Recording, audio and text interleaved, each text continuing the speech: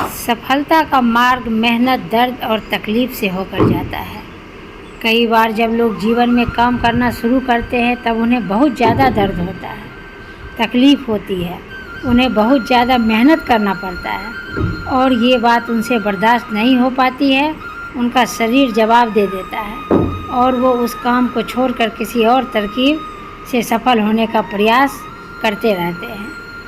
लेकिन याद रखिएगा, इस प्रकार से कोई भी व्यक्ति जीवन में सफल नहीं हो पाता है। याद रखिएगा कि सफलता का मार्ग मेहनत, दर्द और तकलीफ़ से होकर गुजरेगा और यह आपको सहना ही पड़ेगा, तो इसके लिए आप हमेशा तैयार रहिए। तो चलिए इस बात को एक कहानी के माध्यम से समझते हैं।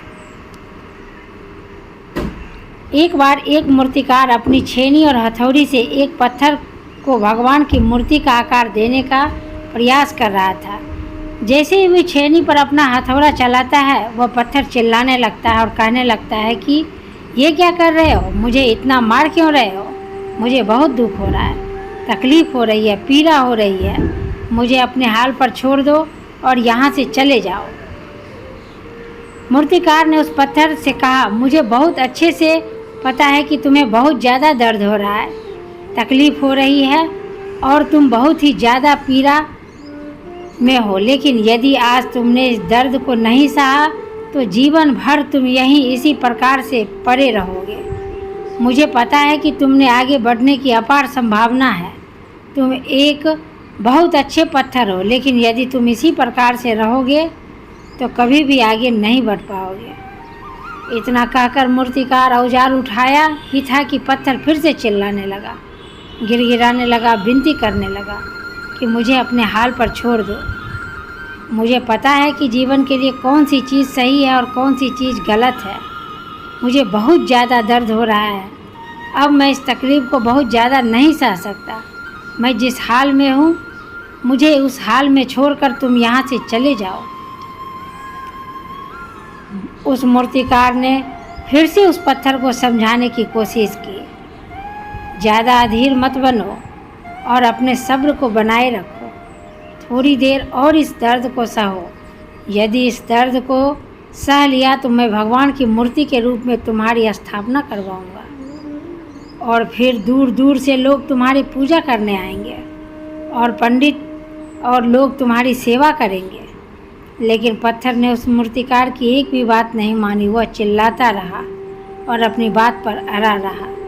मूर्तिकार ने उस पत्थर को समझाने की बहुत कोशिश की, लेकिन वह पत्थर नहीं माना। अब मूर्तिकार भी थक चुका था और वह उस पत्थर को छोड़कर आगे बढ़ गया और थोड़ी ही दूर जाकर देखा कि एक और बहुत ही अच्छा पत्थर वहाँ पड़ा हुआ है।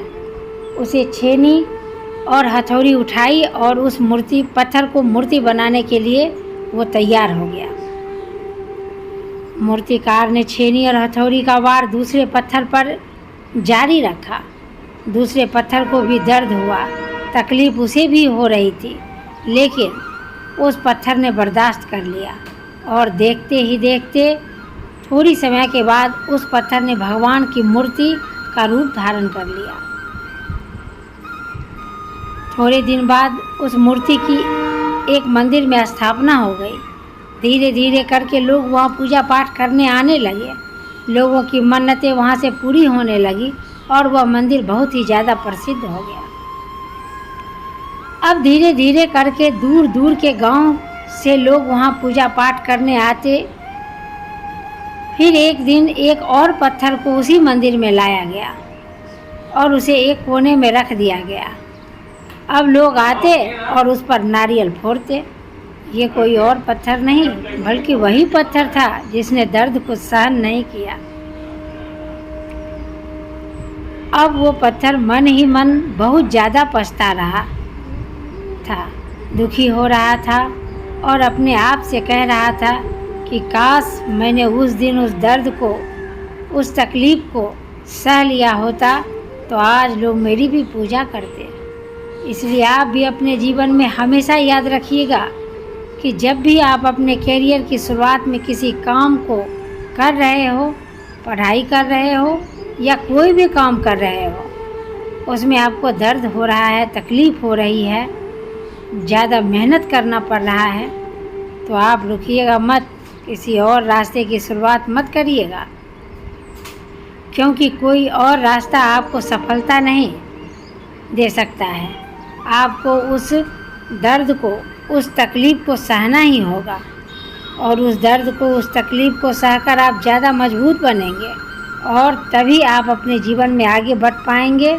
और जीवन में हमेशा याद रखिएगा कि आपको पहले पत्थर की तरह नहीं, बल्कि दूसरी पत्थर की तरह बनना है।